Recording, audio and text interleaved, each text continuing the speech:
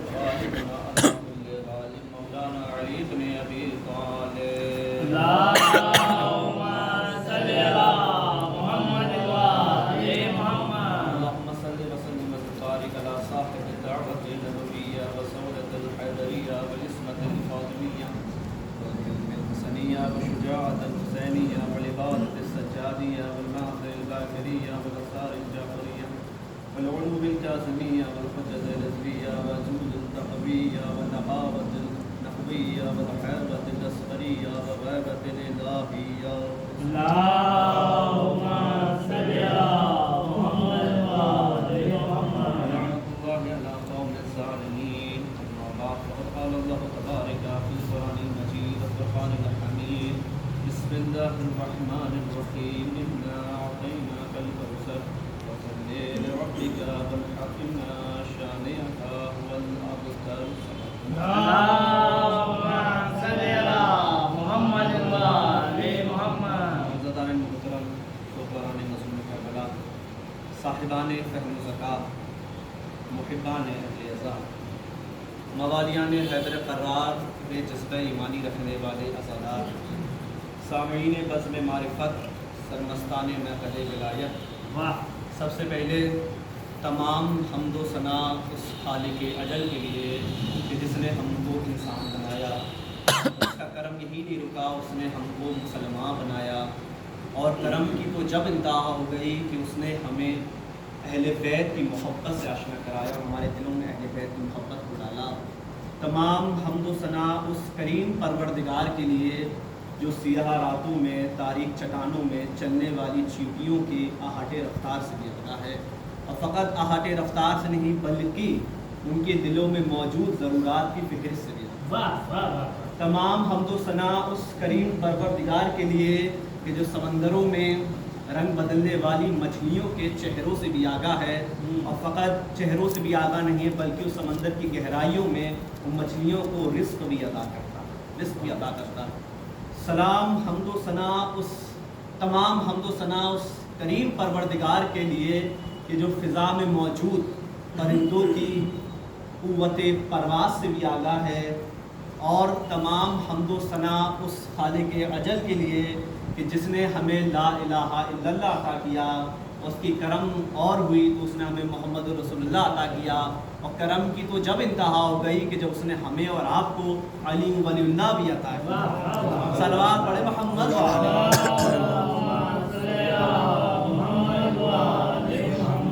درود و سلام محمد وعلی محمد پر۔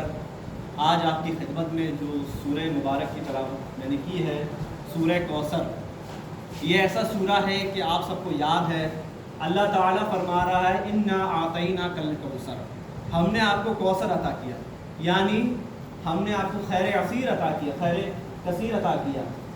فصل لربک وانحر، اب آپ کو چاہیے کہ آپ قربانی دیجئے اور نماز پڑھیے۔ انا بے شک شانیہ کا آپ کا دشمن، هو الابتر، وہی ابتر ہے، وہی دم بریدہ ہے، وہی مقبول نسل ہے۔ صلوات پڑھ محمد وعلی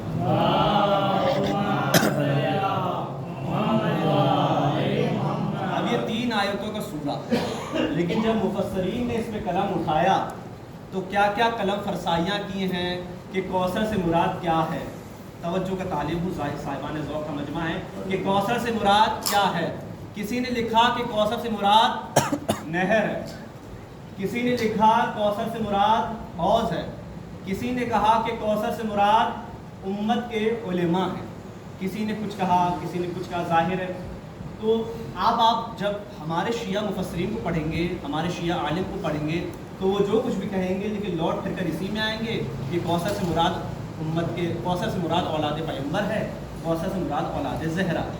لیکن اگر ابھی میں نے اپنے شیعہ عالم کا نظریہ آپ کے سامنے پیش کر دیا تو کون سا بڑا اتنا تیر مار دیا، یہ تو کہیں گے کہ کوثر سے مراد امت کے علماء ہیں، کوثر سے مراد اولاد فاطمہ ہیں۔ تو میں چاہتا ہوں کہ آج میں آپ کے سامنے ایک ایسے عالم کا نام لوں جو آپ سب بہتر جانتے ہیں مجھ سے زیادہ، ہمارے برادران اہل سنت کا ایک بہت بڑا نام جن کو علامہ کا لقب دیا گیا ہے، ان کی کتاب سے آج حوالے دیتا ہوں۔ صلوات پڑھیں محمد وعلی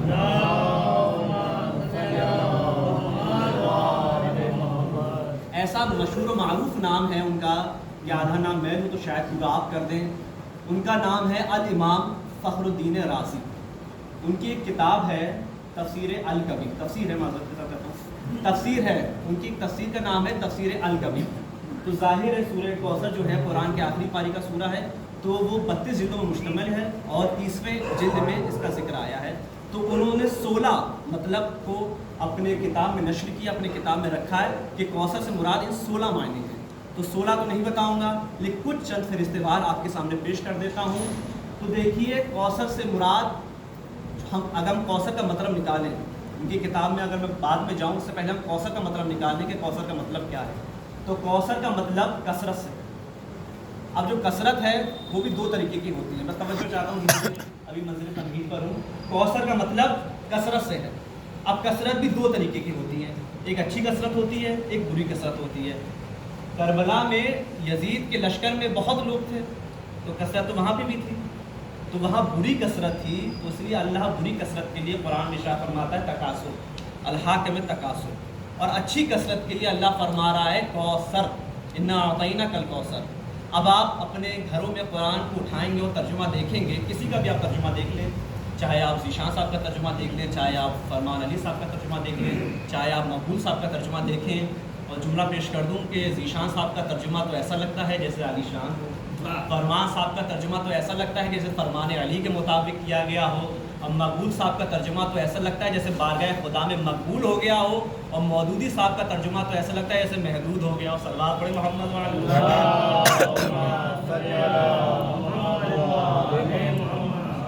تو کسی بھی مطلب کے 2 معنی ہوتے ہیں، ایک لغوی معنی ہوتا ہے، ایک صلوات پڑھیں محمد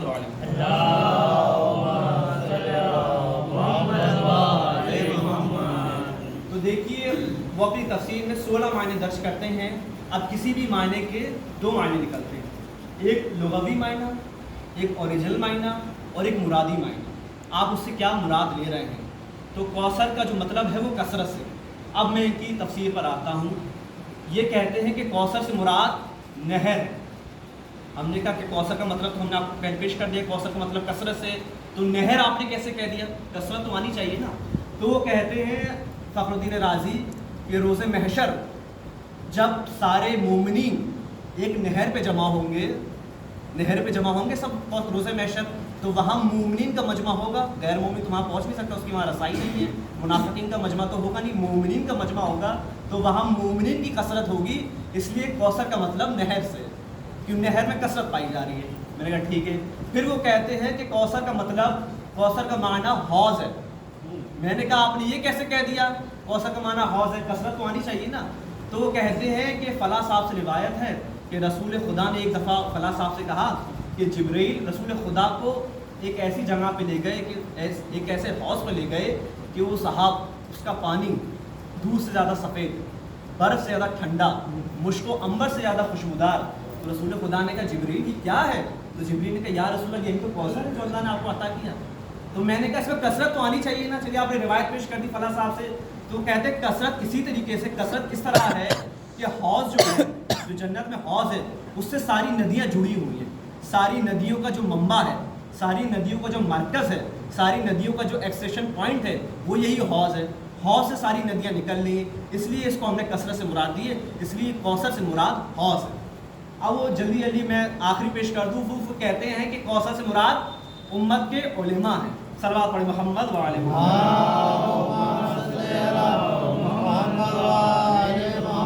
میں نے کہا آپ نے یہ کیسے کہہ دیا؟ آپ نے نہر کہا، آپ نے دلیل پیش کری. آپ نے حوض کہا، آپ نے دلیل پیش کری. اب آپ نے یہ کیسے کہہ دیا کہ کوثر سے مراد امت کے علماء ہیں؟ تو وہ ایک حدیث پیش کرتے ہیں رسول خدا کی کہ علماء امتی کا انبیاء بنی اسرائیل، ہمارے امت کے علماء بنی اسرائیل کے نبی جیسے. اور واقعاً کیسے کیسے علماء گزرے ہیں. 5 منٹ دیجیے تاکہ اس پر روشنی ڈالوں. صلوات پڑھیں محمد وعلى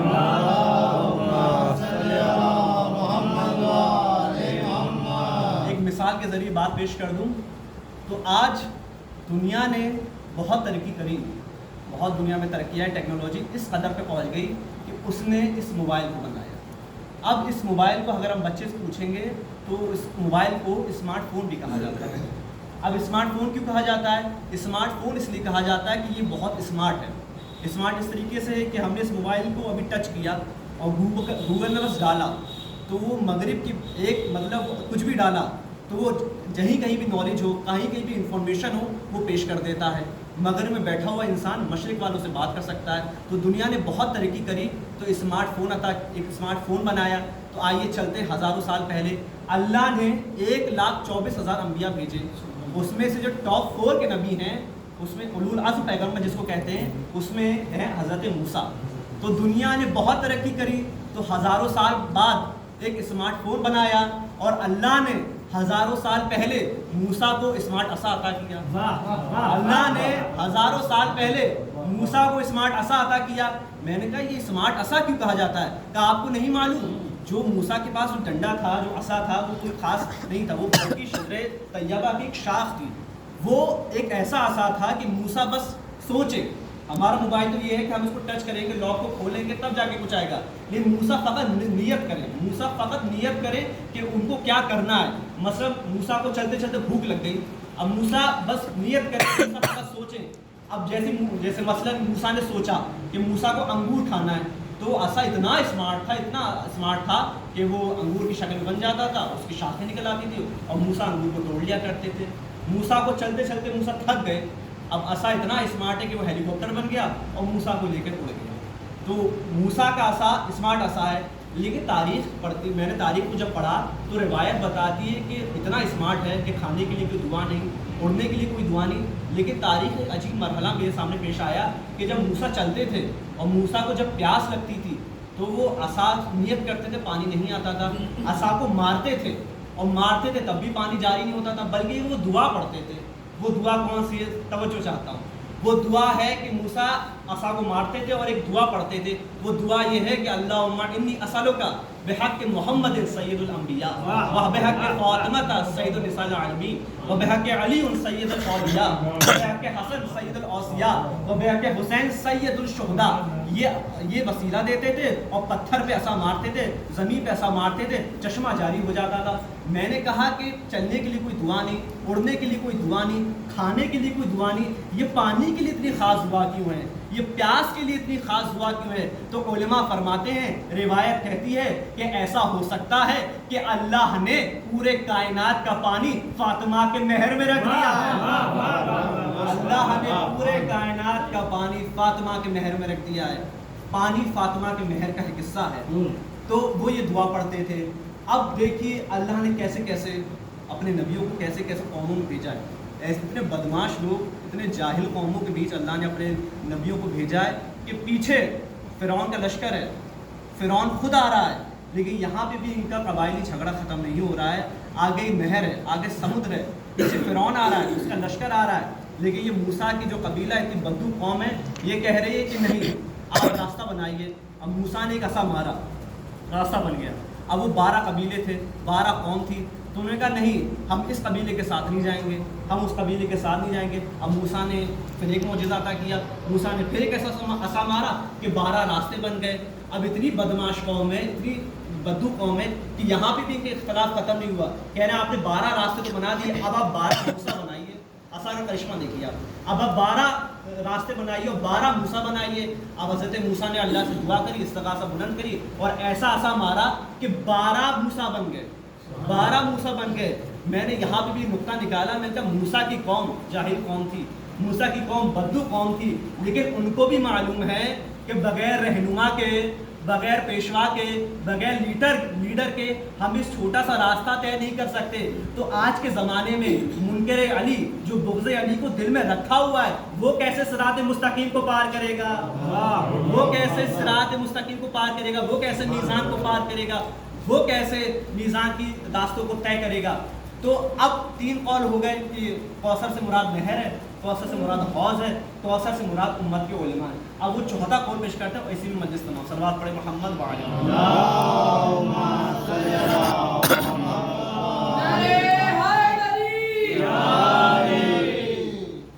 اب میں نے آپ کے سامنے پیش کیا کہ کوثر سے مراد امت کے علماء ہیں، اور آپ کے سامنے اتنی لمبی میں نے مثال پیش کری۔ تو دیکھیے کیسے کیسے عالم ہمارے درمیان گزرے ہیں۔ ایک بہت بڑا نام اہل تشیع میں مقدس احمد ارتبیلی، جن کی قبر نجف میں حقیقت زیارت بھی کریے، مولا کے بالکل روضے کے پاس ان کی قبر ہے۔ تو وہ اتنے درجہ عرفان پہ اس قدر پہنچ گئے تھے کہ ان کے لیے معروف ہے کہ جب مولا کی قبر میں جاتے تھے اور مولا علی کو سلام کرتے تھے تو قبر سے جواب آتا تھا، قبر سے جواب آتا تھا مقدس احمد ارطبیلی کا۔ تو ایک دفعہ مقدس نے خواب دیکھا، خواب میں حضرت رسول خدا ہیں اور حضرت موسیٰ ہیں، اور حضرت موسیٰ نے رسول خدا سے اعتراض کیا، اشکال کیا۔ حضرت موسیٰ کہتے ہیں کہ یا رسول اللہ، یا نبی اللہ، اے اللہ کے حبیب، آپ نے ایک ایسی حدیث پیش کر دی، علماء امت تھی کا انبیاء بنی اسرائیل، ہماری امت کے علماء بنی اسرائیل کے نبی جیسے ہیں، آپ نے اپنی امت کے علماء کو ہم بنی اسرائیل کے نبی جیسا کہہ دیا۔ آپ کی امت کے علماء اس قدر ہو گئے کہ آپ ان کا مقابلہ، ان کا مقایسہ ہم سے کریں گے۔ تو رسول خدا کہتے ہیں دیکھو موسیٰ، تم مجھ سے بحث مت کرو، یہ ہمارے دور کا عالم ہے، تو ان سے بحث کر لو، حضرت مقدس احمد ارطبیلی۔ اب حضرت موسیٰ ان کی طرف بڑھتے ہیں اور کہتے ہیں کہ کیا نام ہے آپ کا؟ تو دیکھیے وہ کہتے ہیں کیا نام ہے آپ کا؟ وہ کہتے ہیں کہ میرا نام احمد ہے، میرے والد کا نام ابو ذر ہے، اور میں فلاں قریے کا ہوں، فلاں شہر کا ہوں، فلاں محلے کے رہنے والا ہوں۔ تو موسیٰ نے کہا ارے ارے ارے آپ کو یہ کیا ہو گیا؟ میں نے آپ سے صرف آپ کا نام پوچھا تھا، یہ تھوڑی نہ پوچھا تھا کہ آپ کے والد کا نام کیا ہے، آپ کس قریے کے ہیں، آپ کس محلے کے ہیں۔ تو مقدس احمد ارطبیلی جواب دیتے ہیں تو اللہ نے بھی آپ سے یہ پوچھا تھا کہ آپ کی مٹھی میں کیا ہے؟ واہ، اللہ نے صرف آپ سے یہی واہ، پوچھا واہ، تھا کہ تمہاری مٹھی میں کیا ہے؟ اے موسیٰ ما تلک بیمینک یا موسیٰ، اے موسیٰ تمہاری مٹھی میں کیا ہے؟ اتنا لمبا چوڑا جواب، فاہی عصا کہ میرا عصا ہے، میں اس سے بگڑیا کھاتا ہوں، اس سے پتے توڑتا ہوں، اس کو کیک لگا لیتا ہوں۔ تو موسیٰ کہتے ہیں ارے احمد آپ کو نہیں معلوم، میں اس وقت اللہ سے بات کر رہا تھا، جتنی دیر خدا سے بات کروں گا اتنے لیے میرے لیے شرف کی بات ہے، اتنے لیے میرے لیے اعزاز کی بات ہے۔ تو احمد کہتے ہیں آپ کیوں بھول رہے ہیں، میں بھی تو کلیم اللہ سے بات کر رہا ہوں، میں بھی تو کلیم اللہ سے بات کر رہا ہوں۔ ایسے ایسے عالم دین ہمارے درمیان گزرے ہیں، محمد حسین طباطبائی کہ جنہوں نے 7 سال کی عمر میں قرآن حفظ کر لیا تھا، علامہ محمد تقی بہجت کہ جن کے لیے معروف ہے کہ وہ امام کو جب چاہتے تب زیارت کر لیا کرتے تھے۔ تو تیسرا قول کہتے ہیں کہ امت کے علماء، اور یہاں پر تو فخر الدین رازی جوش میں آ کے کہتے ہیں فقیلا کہ میری جان قربان ہو جائے، نہیں دیکھتے کہ امت میں کیسے کیسے عالم گزرے ہیں۔ میں نے کہا ٹھیک ہے، آپ نے حدیث پیش کر دی، آپ نے دلیل پیش کر دی۔ اب وہ کہتے ہیں چوتھا قول، اسی مجلس تمام، وہ کہتے ہیں فقیلا اولاد، کوثر سے مراد اولاد۔ تو میں نے کہا فخر الدین رازی یہ عدالت نہیں، آپ نے کہا پہلے کہ کوثر سے مراد نہر ہے، آپ نے دلیل پیش کری، آپ نے کہا کوثر سے مراد حوض ہے، آپ نے دلیل پیش کری، آپ نے کہا کوثر سے مراد امت کے علماء ہیں، آپ نے حدیث پیش کری۔ اب آپ یہ کیسے کہہ رہے ہیں کہ کوثر سے مراد اولاد فاطمہ ہے، کوثر سے مراد اولاد پیغمبر ہے؟ صلوات پڑھیں محمد وعلیہ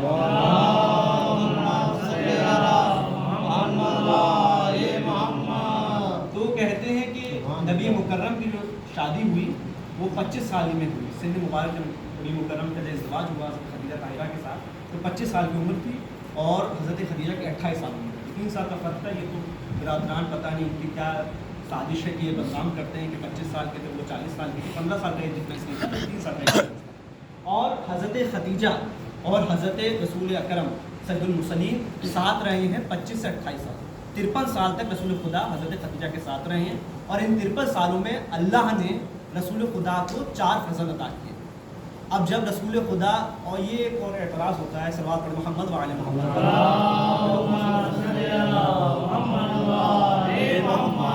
موضوع تو نہیں لیکن اعتراض کا جواب دینا بھی حق کے منبر ہے۔ وہ کہتے ہیں کہ رسول خدا نے 11 شادیاں کری، اور میں نے آپ کے سامنے پیش کیا کہ 25 سے 28 سال، 25 سال میں رسول خدا کی شادی ہوئی، اور 28 سال تک رسول خدا حضرت خدیجہ کے ساتھ رہے۔ 25 سے 28 سال کو جب جوڑیں گے تب 53 سال بنے گا۔ اور نبی مکرم کی وفات کب ہوئی ہے؟ نبی مکرم کی وفات ہوئی 63 سال کی عمر میں۔ تو 28 سال تک رسول خدا نے حضرت خدیجہ کے ساتھ زندگی گزاری، اور 10 سال میں رسول خدا نے 10 شادیاں کری۔ یہ تو سوچنے کا مرحلہ ہے، 10 سال میں رسول خدا نے 10 شادیاں کری۔ تو 10 سال میں رسول خدا نے 10 شادیاں ضرورت کی بنیاد پہ نہیں کری، بلکہ مصلحت کی بنیاد پہ کری ہے۔ اور ایک مثال دے دوں تاکہ بات اور واضح ہو جائے کہ مصلحت کیا تھی، رسول خدا کی سیاست کیا تھی، کہ ہمارے معاشرے میں اگر کوئی ایک آدمی گڑبڑی کر رہا ہو، بدماشی کر رہا ہو، تو ایک جو قوم کا بزرگ ہوتا ہے وہ کیا کہتا ہے کہ ان کو رشتہ کر لو، ان کو سمجھانا کر لو، تب جا کے ان کی شاید عقل ٹھکانے میں آئے، تب جا کے یہ تھوڑا یہ ان کی بدماشیاں، ان کی جو قوم میں یہ جو تفرقہ پھیلا رہے ہیں، جو قوم میں سازش کر رہے ہیں، تب جا کے ان کی سازشیں کم ہو۔ تو رسول خدا نے یہ 10 شادیاں جو کری کہ ہم نام پڑھ کے بھی گھبرا جاتے ہیں کہ کیسے کیسے رسول خدا کی زوجیت میں یہ لوگ آئے تھے. تو 10 سال میں 10 شادی رسول خدا نے مصلحت کی بنیاد پہ کری کہ شاید ان کے جو باپ ہیں تب جا کے سدھر جائیں اور اسلام کے خلاف سازشیں کرنا بند کر دیں. صلوات پڑھیں محمد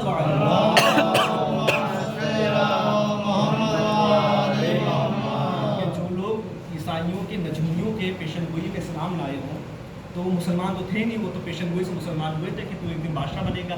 تو خیر وہ کہتے ہیں وقیلا اولادو, کوثر سے مراد اولاد ہے. میں نے کہا آپ نے یہ کیسے کہا؟ تو کہتے ہیں کہ حضرت خدیجہ کو اللہ نے 4 فرزند عطا کیے.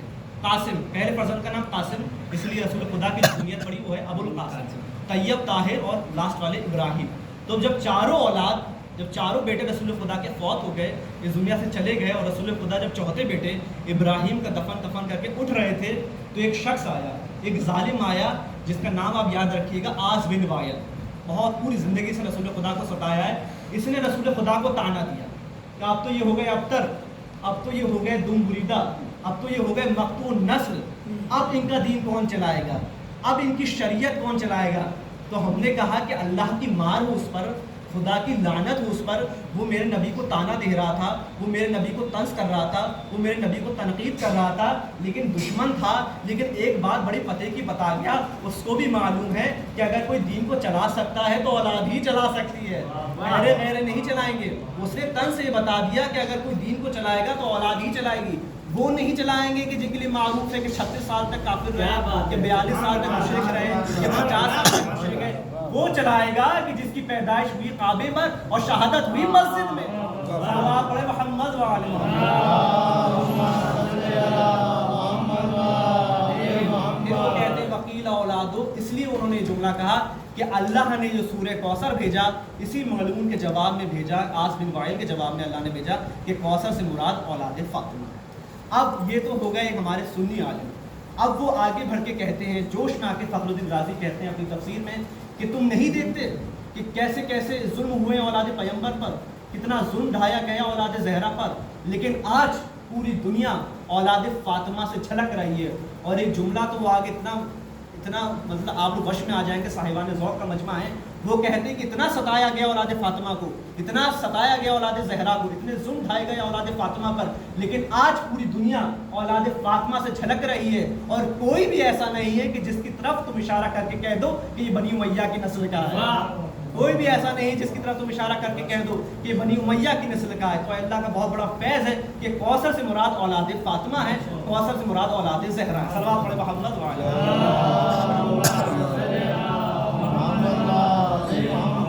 اب یہ تو ہمارے ہو گئے سنی عالم. اب ہمارے ایک شیعہ عالم دین, معروف عالم دین ہیں, ان کا نام ہے آیت اللہ کمال الحیدری. انہوں نے بحث زیادہ لمبی کی, انہوں نے بہت لمبی بحث نہیں کری. انہوں نے کہا کہ عقل کے ناخن لو, پہلی آیت پڑھو, تیسری آیت پڑھو. انہوں نے ہم نے کہا کیسے؟ کہا پہلی آیت پڑھو انا اعطیناک کل کوثر, دوسری آیت کو چھوڑ دو, تیسری آیت پڑھو انا شانیہ کا ہول اوتر, ہم نے آپ کو کوثر عطا کیا. اور اولاد اور ابتر تو آپ کا دشمن رہے گا, اولاد تو آپ کی دشمن کی نہیں چلے گی. تو اس سے ہم کیا سبق لیں, اس سے ہم کیا مراد لیں کہ کوثر سے مراد کیا ہے؟ صلوات پڑھیں محمد وعلی محمد.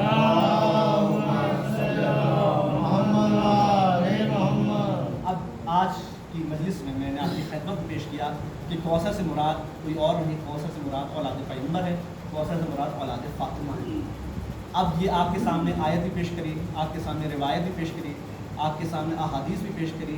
اب عقل کیسے مانیں کہ کوثر سے مراد اولاد پیغمبر ہے, کوثر سے مراد اولاد فاطمہ ہے, تاکہ ہمارے بچے بھی سمجھ جائیں. تو اس کی مثال بہت خوب مثال ہے کہ اگر ابھی مجلس پڑھتے پڑھتے اور میرا گلا سوکھ جائے اور میں کسی سے پانی مانگوں اور کوئی شربت لے آئے یا کوئی چائے لے آئے یا کوئی بھی چیز لے آئے, تو جو بھی عاقل آدمی ہوگا وہ یہ کہے گا کہ ان کو پیاس لگ رہی ہے, ان کو پانی چاہیے. تو اللہ جس نے پوری دنیا کو عقل عطا کری, جس کے صدقے میں عقل ہے, وہ اللہ اپنے رسول کو اس طریقے سے دل آزاری کرے گا کہ اے رسول آپ کو لوگ تانا دے رہے ہیں, میں نے آپ کو نہر عطا کر دیا. آپ کو لوگ تانا دے رہے ہیں, میں نے آپ کو حوض عطا کر دیا. آپ کو لوگ تانا دے رہے ہیں, میں نے آپ کو امت کے علماء عطا کر دیے. تو کوثر سے مراد کوئی اور نہیں, کوثر سے مراد اولاد فاطمہ. صلوات پڑھیں محمد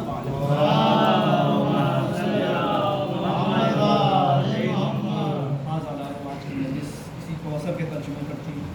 آئیے چند جملے مثال اور تاکہ آپ مصاب ہو جائیں اور حق کے نمبر حق کے فرش ازا عطا. پوری کائنات میں یہ جو 25 سے محرم سے 30 محرم تک یہ جو 5 یہ جو خمسہ ہے یہ مخصوص ہے امام سجاد۔ آج پوری دنیا میں امام سجاد کا مسائل پڑھا جا رہا ہے، چوتھے امام کا مسائل پڑھا جا رہا ہے۔ اللہ اکبر، ہماری جانیں قربان ہو جائیں ہمارے امام پر، کروڑوں سلام ہو اس امام پر کہ جو کربلا سے کوفہ، کوفے سے شام بیماری کے عالم میں چلتا رہا۔ ارے کس قدر میرا امام بیمار تھا کہ جب کوئی نہیں بچا اور مولا حسین آئے امام سجاد کے پاس کہ بیٹا سجاد، اب مردوں میں بچا ہوں اور تم بچے ہو۔ سجاد کہتے ہیں بابا اکبر مارے گئے، بابا چچا عباس مارے گا، ہاں بیٹا سجاد سب مارے گئے، کوئی نہیں بچا۔ ارے سجاد عصا کو تھامتے ہیں اور کھڑا ہونا چاہتے ہیں، جیسے کھڑے ہو دیکھا پھر گش کھا کے گر گئے۔ آپ تصور کریے اس ایسے شخص کو کیسے چلایا ہوگا کربلا سے کوفہ، کوفے سے شام، جو بیماری کے اس عالم میں تھا۔ اللہ اکبر، تاریخ کہتی ہے کہ امام سجاد کربلا کے بعد 35 سال تک زندہ رہے اور 35 سال تک اپنے باپ کے غم میں گریا کیا ہے اور خون کے آنسو روئے ہیں اپنے بابا کے غم میں۔ ارے تاریخ کہتی ہے کہ جب سجاد سڑکوں میں جاتے تھے تو کسی قصاب کو دیکھتے تھے کہ وہ گوسفند کو ذبح کر رہا ہے، کہ بکرے کو ذبح کر رہا ہے، تو اس قصاب سے پوچھتے تھے کہ تو نے اس بکرے کو پانی دیا تھا کہ نہیں دیا تھا، تو نے گوسفند کو پانی دیا تھا کہ نہیں دیا تھا۔ قصاب کہتا ہے کہ مولا ہم مسلمان ہیں، ہمیں معلوم ہے کہ کسی بھی جانور کو ذبح کیا جائے تو اس سے ذبح ہونے سے پہلے اس کو پانی دکھایا جاتا ہے، اس کو پانی پلایا جاتا ہے۔ میرا دل کہتا ہے کہ سجاد نے مدینے کی طرف کیا ہوگا، ہائے میرا بابا 3 دن کے بھوک اور پیاس کے عالم میں میرے بابا کو ذبح کر دیا گیا۔ ارے منہال آتا ہے، کہتا ہے مولا اتنا کیوں روتے ہو، مولا اتنا کیوں روتے ہو۔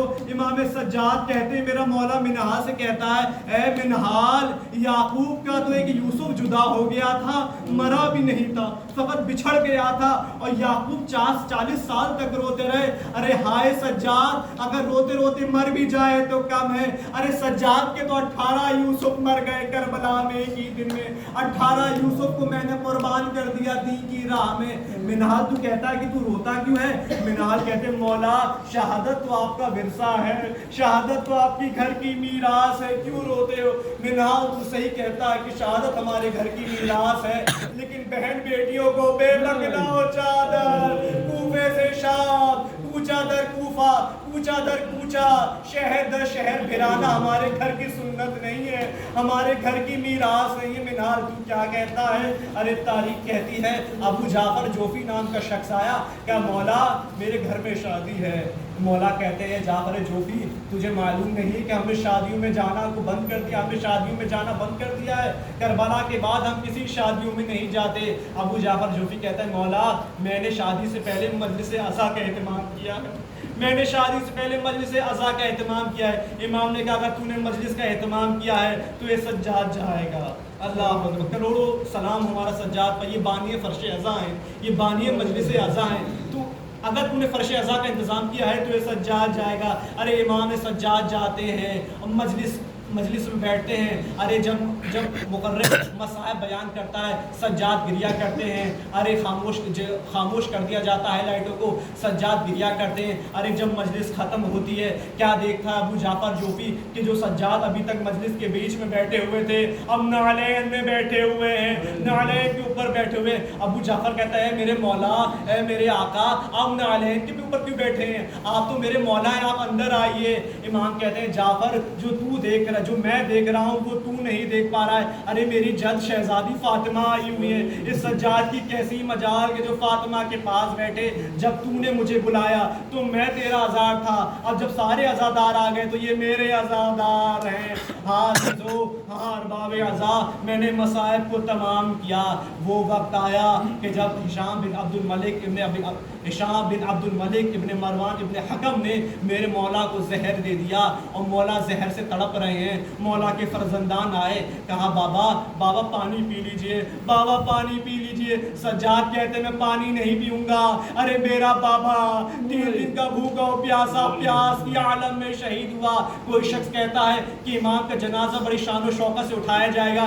امام منع کرتے کہ میرا جنازہ شان و شوکت سے مت اٹھنا، میرے جنازے کو شان و شوکت سے مت اٹھانا۔ ارے میرے بابا کو کربلا کے میدان میں 3 دن تک کفن نہ ملا، تو چاہتا ہے کہ سجاد کا جنازہ شان و شوکت سے اٹھے۔ ہاں میرے معزز سامعین، 3 شہادتیں ایسی ہیں کہ جن کے غسل دینے والے بہت زور سے روئے ہیں، جن کے غسل دینے والے جس کو سعا کہا گیا ہے، بس میں اس کو آپ کے سامنے بیان کر دوں اور مجلس تمام۔ پہلا جنازہ بی بی فاطمہ کا ہے کہ جب حضرت علی میری شہزادی فاطمہ کو غسل دے رہے تھے تو حضرت علی کا جب غسل دیتے دیتے حضرت علی کا ہاتھ فاطمہ کی پسلیوں تک پہنچا، علی چیخ مار کر روئے۔ فضا نے کہا یا علی آپ تو اسد اللہ ہیں، ارے علی آپ تو ید اللہ ہیں، یہ چیخ مار کر کیوں رو رہے ہیں آپ؟ کہ اے فضا میری زوجہ اتنی صابرہ و شاکرہ تھی کہ فاطمہ کی پسلیوں کی ہڈی ٹوٹ گئی۔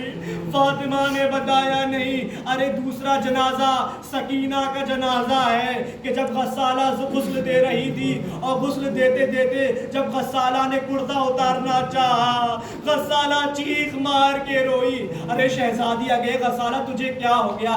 اے شہزادی، اے میری آقا زادی، یہ بتائیے اس بچی نے کتنے ظلم سہے، اس بچی کو کتنے تازیانے پڑے کہ جب میں کرتا اتارتی ہوں تو خون جاری ہو جاتا ہے، ارے زخم کے ساتھ کرتا کھچا چلا جاتا ہے۔ شہزادی کہتی ہے غسالہ سکینہ کو کرتا سمیت غسل دے دو، کرتا سمیت دفن کر دو۔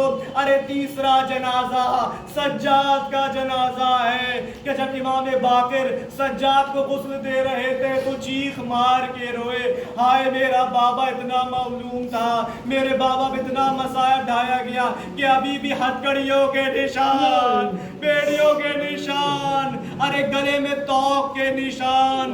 امام زمانہ زیارت نہیہ میں فرماتے ہیں کہ میرا سلام ہو میرے جس سجاد پر کہ جس کی گوشت کو اس کی ہتھکڑیاں کھا گئی۔ انا لعنت اللہ علی قوم الظالمین وسيعلم الذين